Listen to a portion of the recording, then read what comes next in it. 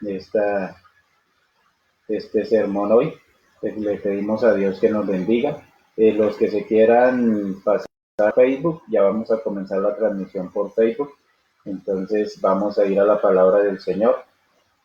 Y vamos a leer hoy Mateo 23, del 1 hasta el 4. Mateo 23, del 1 al 4. Mientras ustedes lo buscan, entonces damos gracias a nuestro Dios por este privilegio que nos da hoy de podernos comunicar por estos medios que tenemos hoy y compartir la palabra del Señor, que es lo más hermoso y lo más bonito que tenemos cada uno de nosotros, los que hemos puesto nuestra fe y nuestra esperanza en el Rey de Reyes y Señor de Señores. Amén. Así que dice la palabra del Señor aquí en Mateo 23, capítulo 1 al 4, amén. Así que si ustedes ya lo tienen ahí, entonces vamos a leerlo. Y dice de la siguiente manera. Entonces Jesús les dijo a las multitudes y a sus discípulos: los maestros de la ley religiosa y los fariseos son los intérpretes oficiales de la ley de Moisés. Por lo tanto, practiquen y obedezcan todo lo que les digan, pero no sigan su ejemplo, pues ellos no hacen lo que enseñan. Aplastan a la gente bajo el peso de exigencias religiosas insoportables y jamás mueven un dedo para aligerar la carga. Amén. Así que vamos a darle gracias a Dios en esta mañana por su palabra y que Él nos hable a través de ella. Señor, te damos gracias por tu palabra porque es viva y eficaz, Señor. Te damos gracias porque tú nos has traído hoy con el propósito de escuchar tu palabra y aprender de ella y así mismo aplicarla a nuestras vidas. Yo te bendigo, Señor, en el nombre de Jesús. Amén. Así que, mis hermanos, leyendo este texto, entramos a lo que es el sermón de hoy. Yo quiero que miremos una parte de lo que Jesús dice ahí en esos 4 versículos. Y quiero que en esta mañana entendamos que nosotros, en cada uno de nuestros hogares, nos constituimos en líderes, en pastores, en los que dirigimos nuestro hogar y los que dirigimos nuestra familia. Y de eso quiero hablar en esta mañana, ya que hemos tenido bastante tiempo para estar con nuestra familia, con nuestros hijos y conocernos un poco más, de pronto conocer nuestras intimidades un poco más en el hogar. Así que voy a mirar esta parte de cómo los líderes religiosos y los fariseos, dice el Señor, que eran los encargados de llevar esa palabra del Señor, pero no lo hacían correctamente. Así que vamos a mirar hoy esa parte. Así que cuando yo analizo esto y pienso en la ortodoxia de bíblica, ahorita les explico qué es esa palabra. La ortodoxia bíblica sin compasión, eso tiene que ser una de las cosas más desagradables sobre la faz de la tierra, cuando nosotros vivimos eso. Y quiero que miremos qué es eso de ortodoxo, porque a veces escuchamos esa palabra seguido, muy seguido. Entonces esa palabra ortodoxo es algo legítimo, algo correcto y verdadero. Eso es lo que significa ortodoxo. Algo legítimo, algo correcto y verdadero. Y por ser así, lo siguen seguido por una gran mayoría de la comunidad. Entonces nosotros, cuando decimos que somos ortodoxos, nosotros tenemos algo legítimo y verdadero. Lo que enseñamos es eso. Pero yo quiero mirar la parte de los fariseos cuando ellos comenzaron a enseñar. Así que los fariseos, ellos poseían una lista de 613 leyes que eran necesarias para vivir una vida agradable a Dios. 613 leyes. El peso de esa cantidad de leyes eh, terminó alejando al pueblo de buscar el rostro de Dios. Los terminó alejando, porque a veces nosotros colocamos tantas leyes y tantos reglamentos que la gente se aleja de poder buscar a Dios, de poder buscar el rostro de Dios. Y los lleva a sentirse que la vida espiritual, que eso es para un pequeño grupo de personas privilegiadas. Yo no sé si a veces usted se siente así cuando nos ponen tantos reglamentos y tantas leyes, a veces nosotros decimos, es que eso yo no lo puedo cumplir, eso es muy difícil de cumplirlo, porque definitivamente a veces son esas leyes las que están dañando que las personas se acerquen a Dios, porque nosotros les ponemos tantos reglamentos y tantas cosas que la gente prefiere no acercarse al Señor. El problema de los fariseos no estaba en la cantidad de esos reglamentos que tenían, no era el problema, en la cantidad de reglamentos. La esencia del problema de los fariseos era el estilo que habían adoptado para enseñar estos preceptos o estas leyes que se las enseñaban al pueblo. O sea que la esencia del problema era el estilo que ellos habían adoptado para enseñar esas 613 leyes. Ellos tenían un estilo que no es el correcto y es el que de pronto nosotros tomamos.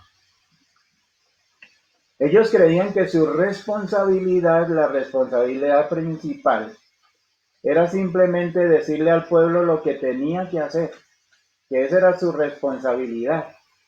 Y a veces nosotros como líderes religiosos o también como usted como padre de familia o como líder de su comunidad o de donde sea, porque definitivamente nosotros siempre estamos liderando porque Dios nos puso a eso, a liderar el hogar, a liderar una comunidad, a liderar en el trabajo, en algún lugar. Y nosotros nos sucede eso, porque ellos creían que su responsabilidad principal era simplemente decirle al pueblo lo que tenía que hacer. Y a veces nosotros pensamos que nuestra responsabilidad, y voy a hablar como pastores nosotros, a veces pensamos que nuestra responsabilidad, los pastores y los líderes, quiero hablar sobre ello, creemos que nuestra responsabilidad les enseñamos de la misma manera o con la misma convicción que tenían ellos. A veces nuestra manera de enseñar es simplemente nosotros pararnos en el púlpito o en algún lugar para hacer arengas al pueblo para que haga esto o eso o aquello otro. Simplemente eso. Nos paramos con ese propósito de enseñarle a la gente qué no debe hacer. Simplemente. No más. Y a veces nos sucede eso, frecuentemente nos sucede eso, cuando nosotros nos paramos a ponerle cargas a la gente que a veces ni nosotros mismos podemos llevar. Y a veces esas cargas que nosotros estamos impartiéndole a la gente, poniéndole a la gente, nosotros mismos no lo hemos podido llevar. A veces nosotros enseñamos que la pornografía es mala, pero mucha gente está viendo pornografía. A veces enseñamos que emborracharse es malo, pero muchos se están emborrachando. A veces enseñamos que fumar no es malo, pero muchos fuman. Así que no es lo que nosotros nos paremos a decir, sino de la manera que nosotros lo podemos enseñar con nuestra propia vida, con nuestro propio estilo de vida. Un día, una anécdota de un día porque a veces nosotros pensamos que si alguien no nos ve, no estamos cometiendo el error o no estamos cometiendo el pecado si nadie nos ve. Y entonces la anécdota dice que iban dos hombres en un carro a la 1 de la mañana y entonces él ve el semáforo en rojo y para en el semáforo en rojo. Entonces el otro le dice, ¿pero para qué para? Si a esta hora nadie lo va a ver, a esta hora no viene ningún otro carro, estamos los dos solos, nadie lo ve. Y entonces él decía, yo me veo a mí mismo. Pero es que yo me veo a mí mismo. Entonces el problema no es pensar que nos podemos parar a decir arengas o a decir cosas en el púlpito para simplemente repetir algo que la gente no tiene que hacer. Sencillamente eso es fácil. Eso es lo más fácil del mundo. Lo difícil es uno empezar a vivir lo que uno ha creído y lo que uno es. Poder empezar a predicar lo que uno vive. Eso sí es lo complicado. Poderle decir a la gente que cómo es. Y quiero ir a Colosenses 2, 20 al 23. Y entonces dice ahí, hablando de lo mismo el apóstol Pablo, dice, ustedes han muerto a Cristo y los que ha rescatado de los poderes espirituales de este mundo, entonces, ¿por qué siguen cumpliendo las reglas del mundo tales como no toques esto, no pruebes eso, no te, no te acerques a aquello?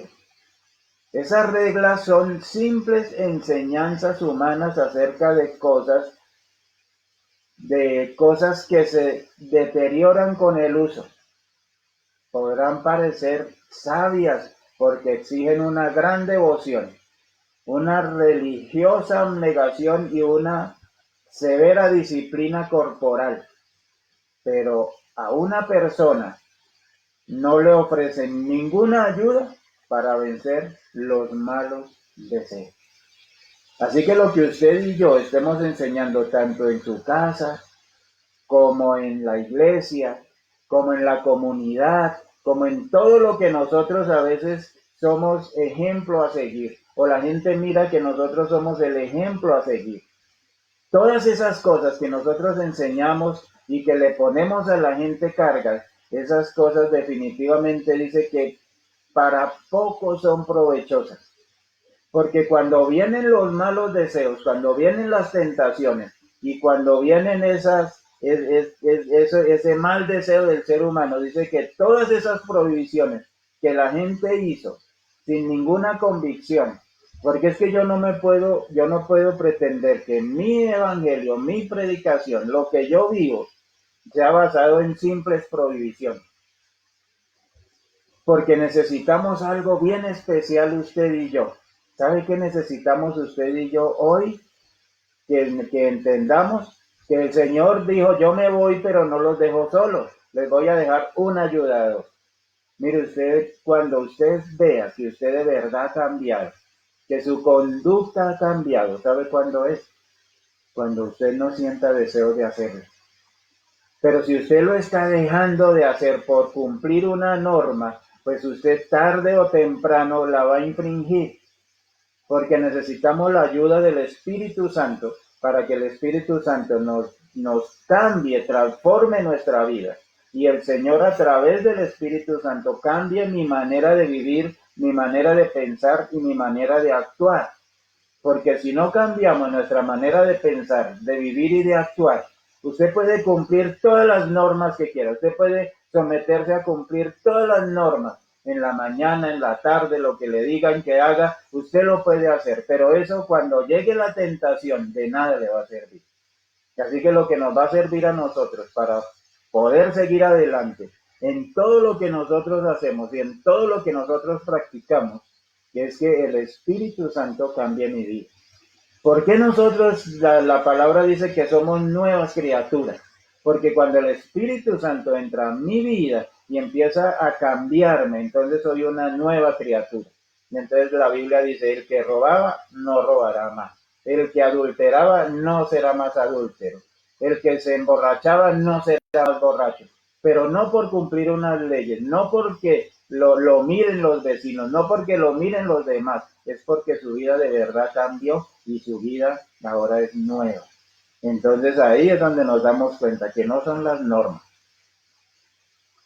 Así que el error de esta visión de enseñar leyes nada más, de enseñar mandatos, de enseñar códigos o como usted los quiera llamar, el error de esta visión es creer que el pueblo se moviliza simplemente con normas. Y ese es el error de nosotros, que nosotros creemos que si ponemos una norma, el pueblo se va a ir detrás de esa norma y va a cumplir esas normas. No, ese es el error que nosotros tenemos.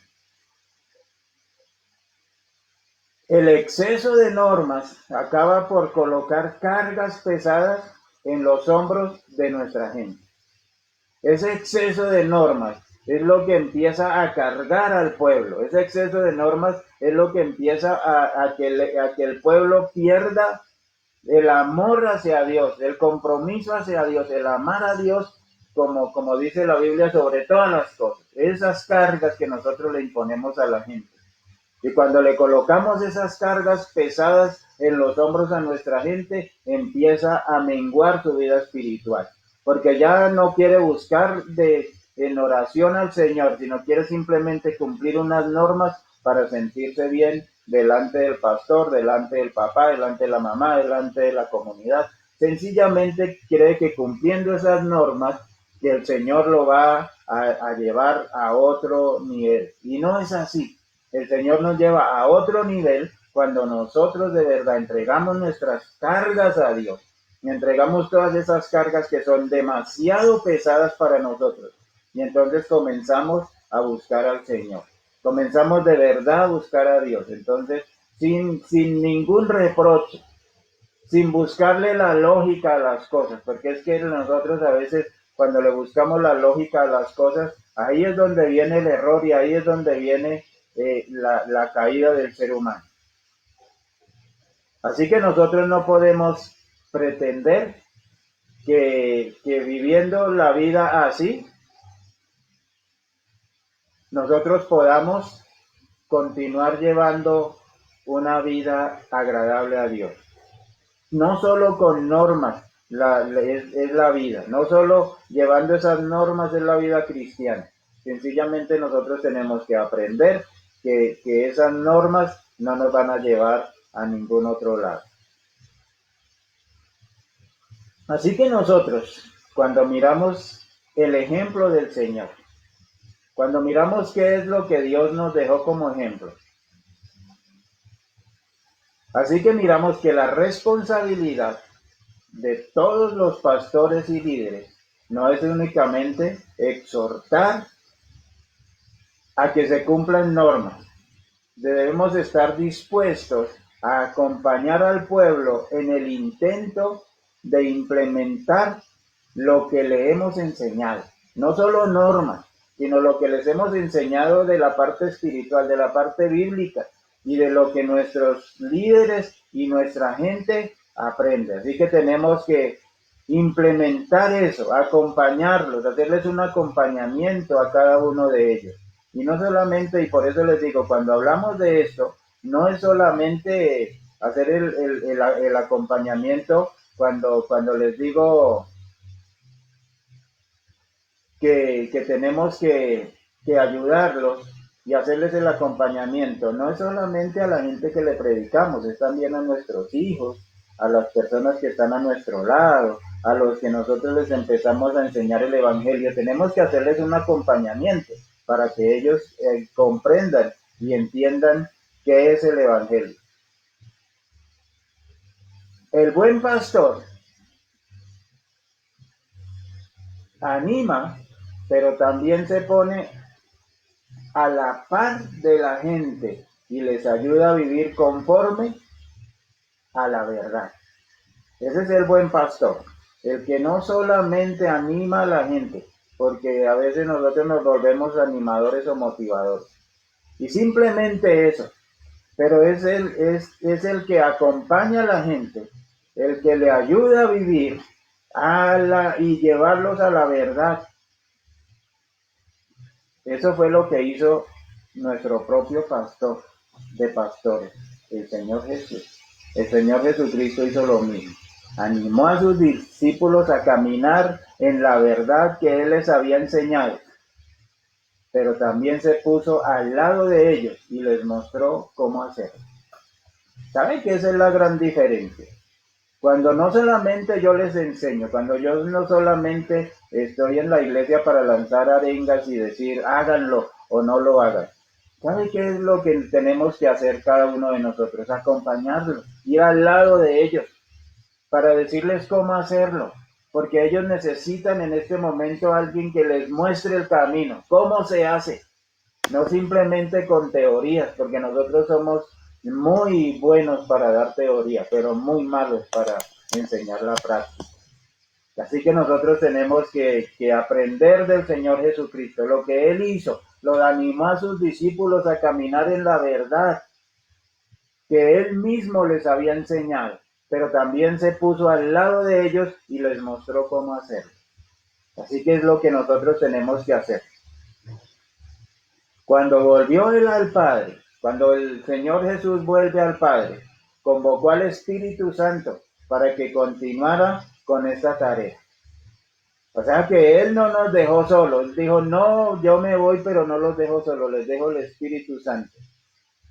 Su mismo nombre que en el griego es Paracletos, que es el Espíritu Santo. Ese mismo nombre indica lo que nosotros tenemos que hacer, lo que el Espíritu Santo nos enseña y nosotros también tenemos que hacer. Ese mismo nombre indica que es un llamado a ponerse a la par con otros para asistirle en sus debilidades. Eso es lo que significa la palabra. Indica que es uno llamado a ponerse a la par de otros para asistirles en sus debilidades. Así que nosotros todos somos débiles. Todos somos débiles. No hay ninguno hoy que se sienta fuerte, que diga yo soy fuerte. No, todos somos débiles. Todos estamos tan débiles, somos tan frágiles que un virus encerró al mundo entero. Qué frágiles somos. Qué fragilidad tenemos. El Señor nos está mostrando con este virus que somos tan frágiles, que no tenemos poder para nada. En este momento no tenemos el poder ni siquiera para deshacernos de un virus que es tan chiquitico, pero ahí nos tiene encerrado al mundo entero y tiene preocupado al mundo entero. ¿Y sabe por qué? Por la fragilidad del ser humano. La Biblia dice que nosotros somos finitos, somos limitados, somos tan frágiles. El único poderoso y el único infinito se llama Dios. El creador del cielo y la tierra. Nosotros somos débiles y entonces Él dejó el Espíritu Santo para que caminara a la par, al lado nuestro, que caminara al lado de nosotros para ayudarnos en nuestras debilidades. Así que si usted está débil en algún área de su vida, pídale al Espíritu Santo que lo acompañe y viva con usted dentro de usted, para que lo ayude a vencer eso que no ha podido vencer hasta hoy. Así que cuando nosotros miramos todo lo que se está haciendo hoy, todo lo que el mundo hace para librarse de ese virus, simplemente nosotros nos damos cuenta de lo frágiles y lo frágil que es la vida. Lo frágil que es la vida. Hoy en día estamos entre la vida y la muerte. No sabemos quién se va o quién se queda. Pero lo único cierto es que en esa debilidad que tenemos hoy, en esa preocupación y en esa angustia, está el Espíritu Santo para ir al lado nuestro y ayudarnos en nuestra debilidad. Así que si su debilidad hoy es el miedo que le da, porque hoy en día ya tenemos miedo de salir a la calle, tenemos miedo de encontrarnos con alguien, tenemos miedo de saludar a alguien.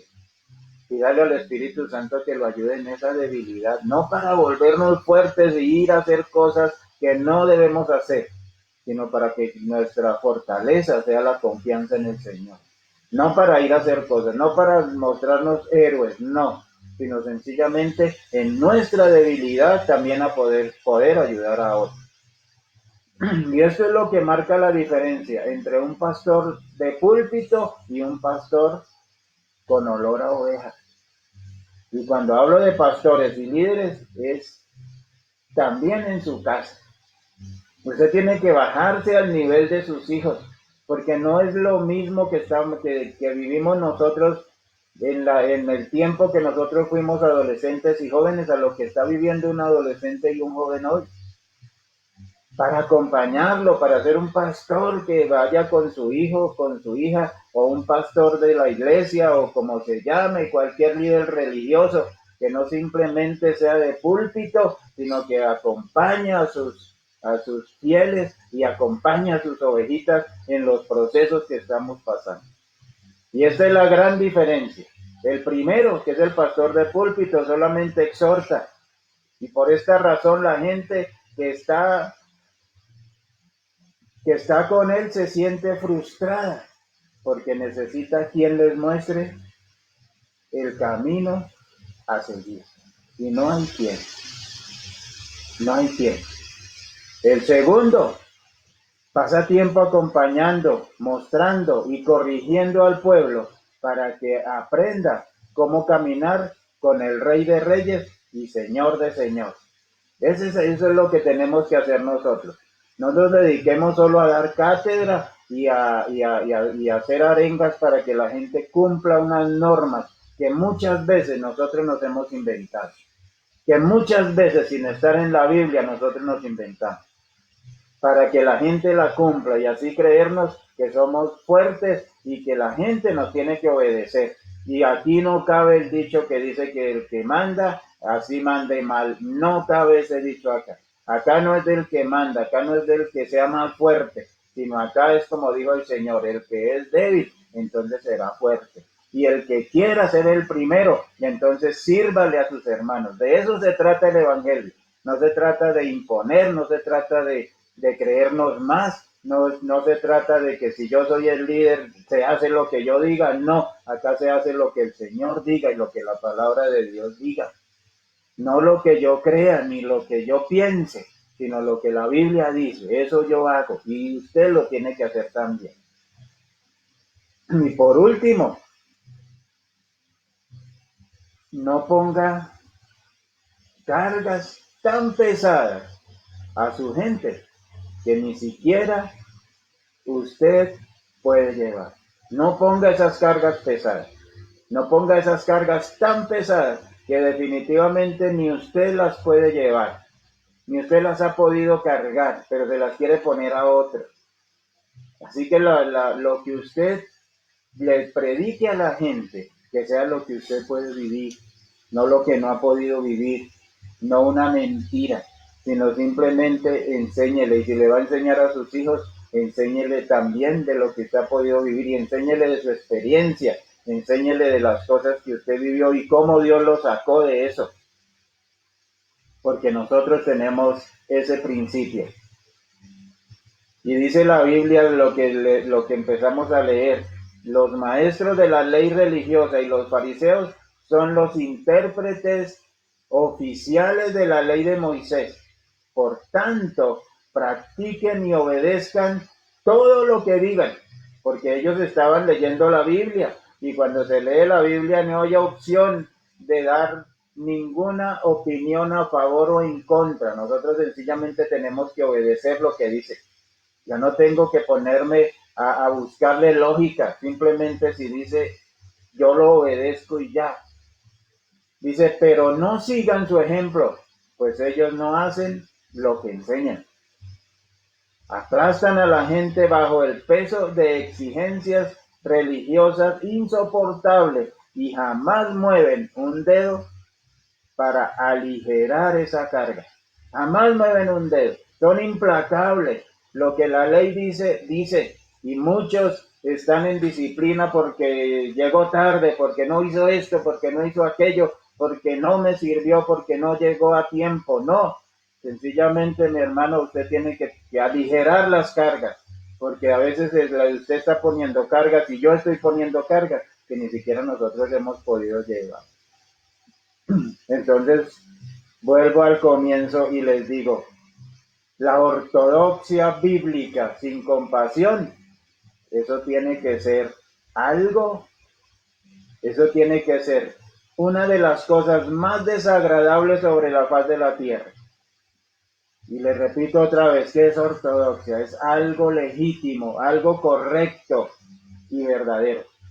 Y por ser eso, entonces será seguido por la mayoría de la comunidad, porque es algo legítimo y verdadero, pero esa ortodoxia tiene que ir acompañada de esa compasión, de esa ayuda, de caminar usted con su hijo, caminar con la persona que el Señor le ha puesto, con los hermanos de la iglesia, caminar con ellos, caminar y enseñarles cómo se hace, y enseñarles el camino, mostrarles el camino. El Señor le dijo a usted y me dice a mí, les dijo, yo soy el camino, la verdad y la vida. Nadie va al Padre sino por mí. Así que mi hermano, que en este tiempo que estamos ahí en cuarentena, nos sirva para reflexionar, nos sirva para ayudar a nuestra familia, para entender a nuestra familia, para amarnos como familia, para amar nuestros hijos, para entender esas cosas que no habíamos entendido, sino que sencillamente Dios lo ha hecho con un propósito. Así que mis hermanos, vamos a orar, vamos a pedirle a Dios que nos ayude y le damos tantas gracias a Dios por este tiempo que estamos pasando en familia. Casi un mes que estamos en familia, las 24 horas. Señor, gracias por eso. Yo te bendigo, Señor, por el privilegio que nos das de enseñar tu palabra. Pero te pido, Dios, que no sea solo para imponer leyes, sino para más bien aligerar las cargas que la gente trae, para que nosotros como líderes y como pastores y como padres aprendamos a vivir un evangelio diferente, un evangelio de amor, un evangelio de principios, pero también un evangelio de mucha responsabilidad y mucho compromiso delante de Dios. Señor, yo bendigo a cada familia, bendigo a cada hermano que hoy se ha conectado con nosotros y te pido, Señor, que cada uno de nosotros sea ese hombre y esa mujer capacitado para acompañar a otros. Y le pedimos al Espíritu Santo que sea nuestro ayudador, ese espíritu que nos guíe a toda verdad y a todo compromiso. Señor, yo te bendigo en el nombre de Jesús. Amén.